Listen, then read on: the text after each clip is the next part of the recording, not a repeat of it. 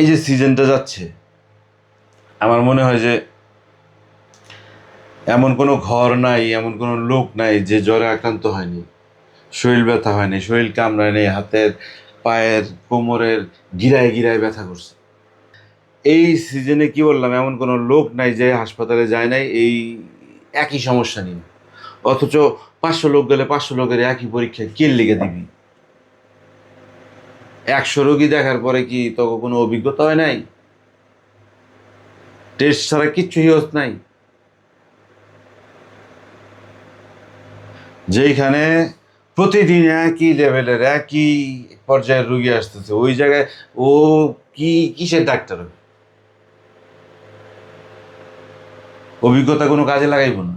Test দিব, ওই test থেকে 40% 45% ওর নিজের নিজের কাছে আইব। আরে আমি 500 1000 2000 টাকা দিয়ে তোর ভিজিট দিয়ে দেখাইতেছি। একটা দিনে একটা ডাক্তারের কত টাকা ইনকাম করতে হয়?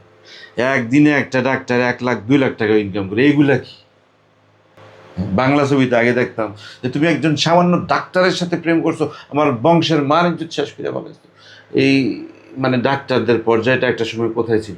এখন চিন্তা করেন, একজন একজন ডাক্তারের ইনকাম বড় বড় ব্যবসায়ীদের থেকে অনেক বেশি।